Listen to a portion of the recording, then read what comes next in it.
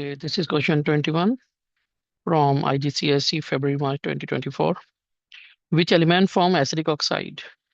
So we should remember that there are two types of elements, metal and non-metals.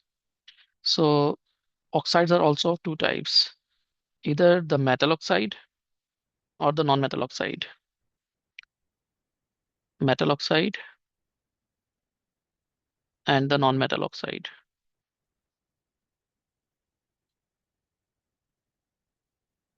Metal oxide can be of two types. They can be of most of the metal oxide are basic, and some of them are amphoteric.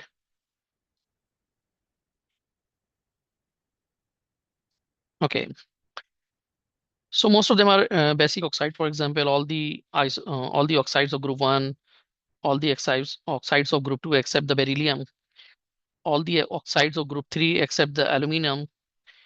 So these are basic oxide, but the oxides of aluminum, for example, Al2O3, beryllium oxide, PeO, and zinc oxide, these are amphoteric oxides, and some more amphoteric oxides are there. And basic oxide, as I told you, that all the oxides of group 1 and 2 except the beryllium are basic oxide. So this is it form basic oxide, it form basic oxide, it form basic oxide. Now, turn is the non-metal oxide. Non-metal oxide are also of two types. Most of them are acidic oxides, but some of them are neutral oxides. Acidic oxide, for example, carbon dioxide, nitrogen dioxide, sulfur dioxide, sulfur trioxide, phosphorus phosphorus pentoxide. These all are acidic, but some of them are neutral. For example, carbon monoxide, nitrous oxide, N2O, and H2O, water. These are the neutral oxides. So here so oxides of sulfur are acidic. So this is the correct answer.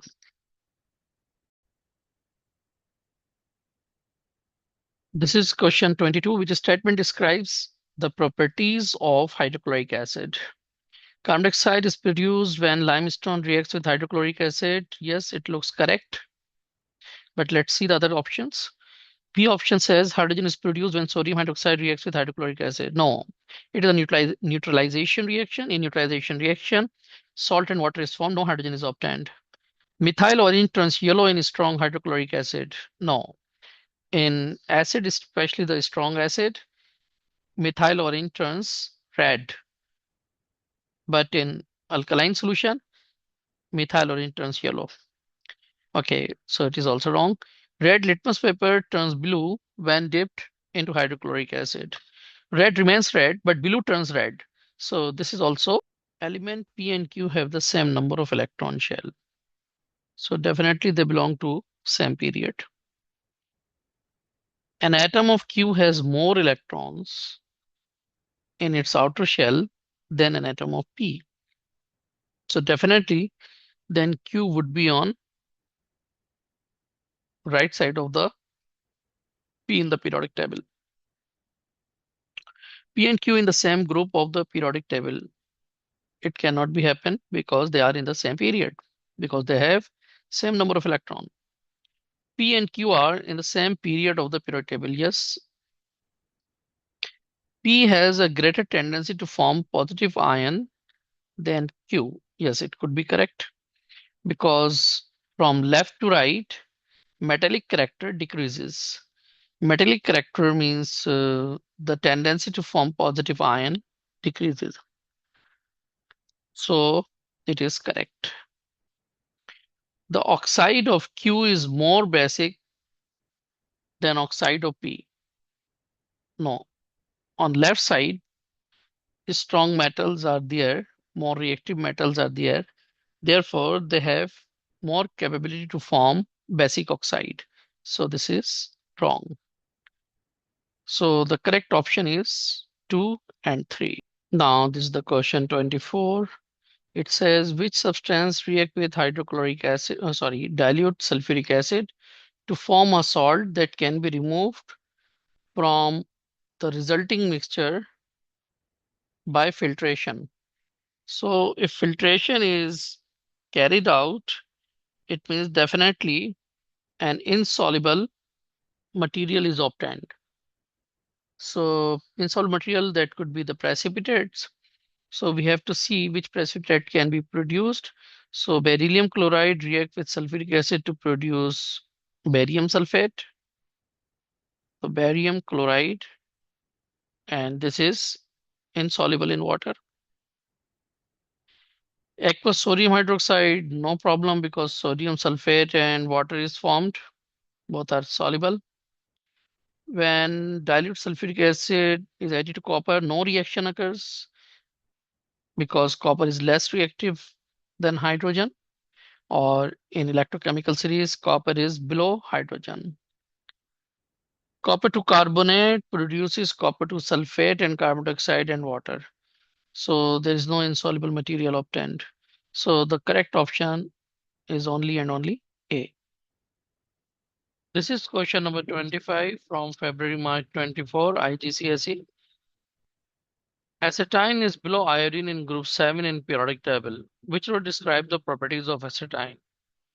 So before going to solve this question, we should know that group 7 contains fluorine, chlorine, bromine, iodine, acetine, and tennessine. So acetine is below fluorine, chlorine, bromine, and iodine. We know the general properties of this group. That down the group, properties, chemical reactivity decreases and their melting and boiling point increases. So fluorine and chlorine are gases, bromine is liquid, iodine is solid. So definitely the other elements below below iodine must be solid. So we can immediately say that option A and B could not be correct because they have written that the state at room temperature is gas. Yes, they could be solid, but now see about the reactivity. C says displaces iodine, means acetine displaces iodine but does not displaces chlorine and bromine. So as we have said that reactivity decreases down the group and it is below iodine, so even it cannot displace iodine. So this part is wrong. So definitely C could not be the answer as well. But it does not displace chlorine, bromine, or iodine. Yes, it is correct. So the correct option is D.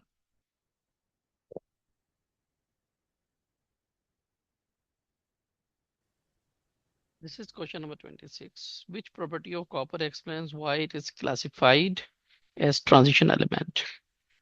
Copper can be bent into different shapes. It shows the malleability, deformity. So deformity is the property of metal, not especially the transition metal. So it could not be the answer. Copper forms Cu2 plus and Cu plus ions. Yes, it could be the answer. This is the property of transition element that they have variable oxidation state. But we will see other options as well. Copper is good conductor of electricity. So this good conductivity is the property of all the metals, not especially for the transition metal. So it could not be the answer. Copper has a low density. No, transition metal has high density. So the correct option is B. Question 27 says brass is an alloy that is formed from copper and zinc. Which statement are correct? Brass, copper, and zinc all conduct electricity. Yes, they all conduct electricity because these are the metals. Brass is also made up of metal. Brass is a compound of copper and zinc. No, metal cannot react with each other. They just form a mixture, although the mixture is homogeneous. Brass is harder than zinc. Yes, brass is harder than zinc. So the correct option are 1 and 3. Question 28. The equation for the reaction of metal M with aqueous zinc sulfate is shown. So if you see the equation, that M has displaced zinc. So if displacement occurs, it means M would be the more reactive metal than the zinc.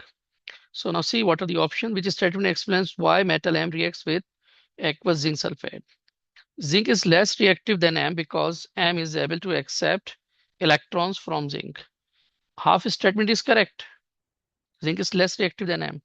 But reason is wrong because M is able to accept electron. No, it is able to donate electron. That's why it reduces it reduces zinc into zinc 0. Here zinc is zinc 2 plus, and now it becomes 0. So oxidation state decreases. So decrease in oxidation number is reduction. Zinc is more powerful reducing agent. No, because it was the powerful reducing agent, then reaction would not occur. M is more powerful reducing agent. So this is also wrong. Zinc is more reactive than M. No, zinc is less reactive. So this is also wrong. Zinc ions can remove electrons from M. Yes, correct. Because it is removing the electron. That's why it becomes 2 plus. And zinc has received the electrons and reduces to Zn0. So it is correct. D is the correct option. This is question number 29 from IGCSE 2024, February, March. In the blast furnace, the impurity silicon peroxide is removed by formation of slag. Which equation represents the formation of the substance which react with silicon peroxide to form slag? So the formation of a substance, so definitely slag is formed from the calcium oxide. So where the calcium oxide is there in the equation, so no calcium oxide in equation A, so it is wrong. This is the carbon monoxide, it is a reducing agent. No. Calcium carbonate produces on decomposition calcium oxide and carbon dioxide. Yes. So actually this is the substance that combined with silicon peroxide to form slag. So this is the correct answer, and the last one shows the reduction of iron 3 oxide into iron and conversion of carbon monoxide into carbon dioxide. So this is nothing to do um, with slag, with the formation of slag. So the correct option is only C.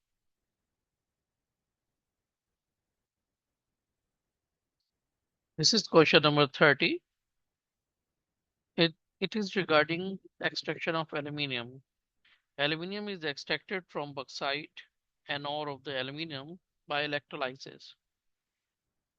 So now we should recall our memory that how aluminium is extracted. So if we see this diagram, then we can understand that anode is made up of carbon, cathode is a carbon lining, and molten aluminum is collected here, while it makes a solution of alumina that is aluminum oxide in molten cryolite. Now we can read these statements that which of them is correct. Option A says aluminum ions are oxidized to form aluminum. So remember that aluminum is already in the oxidized form in aluminum oxide. So it is reduced to aluminum. So this is wrong. The cathode has to be replaced regularly because it reacts with oxygen which is formed. Okay, yes, it is true that oxygen is produced during the reaction that can react with carbon. But oxygen is produced at anode, not at cathode. So oxygen reacts with the with carbon anode, but it does not react with the cathode. So this is also wrong. Carbon dioxide is produced at anode. Yes, as I told you, that carbon anode react with the oxygen produced here. So it form carbon dioxide. It is correct. And this is the correct option. But but what is the D option? D option says cryolite is added to remove impurities. No, it is wrong. Cryolite is used here to dissolve aluminum oxide, as cryolite has low melting point as compared to the aluminum oxide. So we use cryolite as a solvent to dissolve aluminum oxide. And cryolite melts around 600 degrees Celsius. So that's the main reason that we use cryolite. So the correct option is C.